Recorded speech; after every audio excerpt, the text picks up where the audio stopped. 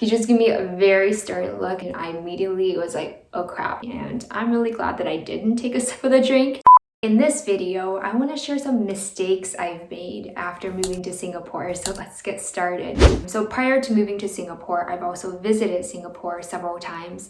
And before my first trip to Singapore, I did quite a bit of research. I read up on the main laws of Singapore. And even after I did so much research, there's still some things that I did not know or didn't interpret well. One of the days I was in Singapore, I was traveling by myself for most of the day and I took the MRT. I was holding a boba, what is referred to as bubble tea in Singapore. And I had read that there's no drinking or eating allowed on the MRT. You can carry your drinks in a little bag, which is what I did. And as I got off the train, I was really thirsty and I raised my bubble tea up, about to drink it, and I turned to my right and there was a person now and he gave me a really stern look. He was just like, I'm watching you. And then I was like, oh crap. So I immediately lowered the drink, put it back into the bag, did not take a sip of the drink at all. And then I found out that the law also applies to when you're at the station platform. You cannot drink or eat on the station platform. I thought initially that the law is applicable only when you're inside the train, but that's not the case. Another mistake I made was standing on the wrong side of the escalator. There are a lot of escalators in Singapore. So I didn't know that you're supposed to stand on the left side of the escalator and walk on the right side of the escalator. So I stood on the right side of the escalator. And I'm pretty sure I checked one time to see whether someone was behind me or not. And I didn't see anyone when I checked. But shortly after that, I felt someone was really close behind me and they were just taking deep breath. They didn't say anything, but it was very apparent that they were very annoyed. And I was like, what's going on? And my husband, who was right next to me, he just like gently guided me to the left. He's like, you need to stand on the left here, not on the right. So when he moved me over to the left side of the escalator, the other person quickly walked up and he was really angry and I felt really badly. So in Singapore, stand on the left side of the escalator. And if you want to walk up or if you're in a hurry, go up the right side of the escalator. Another mistake I've made in Singapore has to do with foreign currency exchange.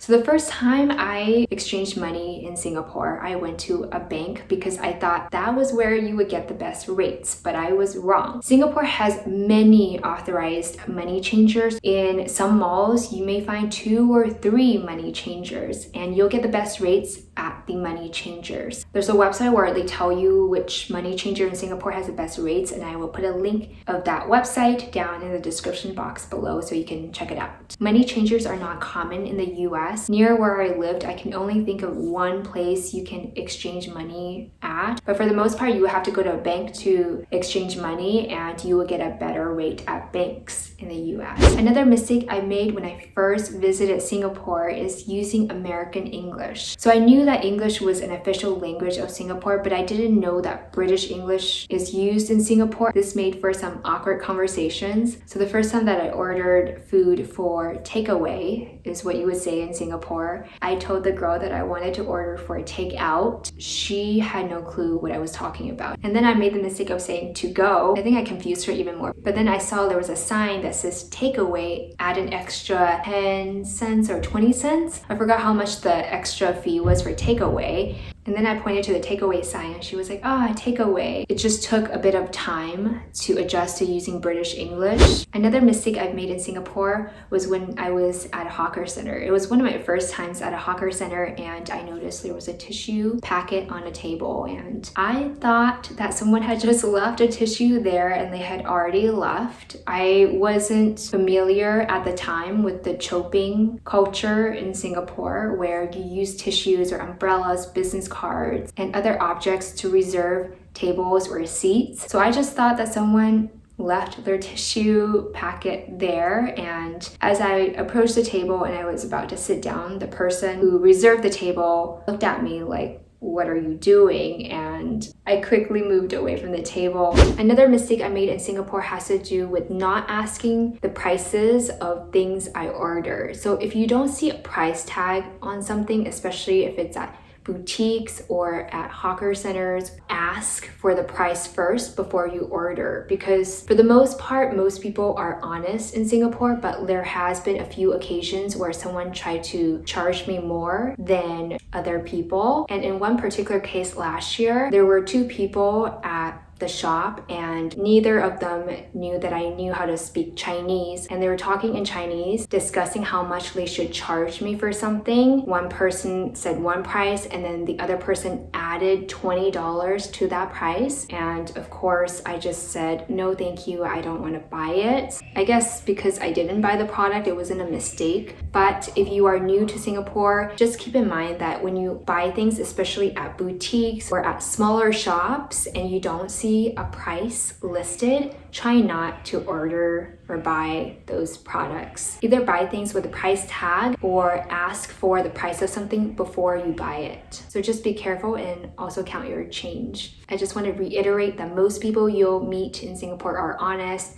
Occasionally, there will be a few people here and there that will try to rip you off, but most people are great. Another mistake I made in Singapore has to do with giving or receiving gifts. So I didn't know that you needed to give and receive gifts with two hands, or it's polite to give gifts with two hands and also receive gifts with two hands. I'm pretty sure I've given gifts with one hand and also received a gift with one hand before, and I hope no one was offended. Another mistake I've made is taking too long to order food. So I usually eat at the food courts or the hawker centers, and initially it took me a while to order food because I wasn't familiar with Singlish, and also my English is strange to a lot of people. For my first 2 times that I ordered food, it took me a long time to order, and people behind me were visibly irritated. But after those incidents, I made sure that I look at the menu first before I join the queue or the line. That way I know exactly what I'll be ordering when it's my turn to order. And I think I irritated the person who was taking my order as well. And it's understandable because especially during busier times, they need to take as many orders as they can, serve as many customers as they can. Thank you so much for watching. If you have any comments, please leave them down in the comment section below.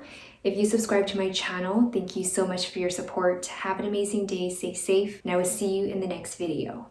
Bye-bye.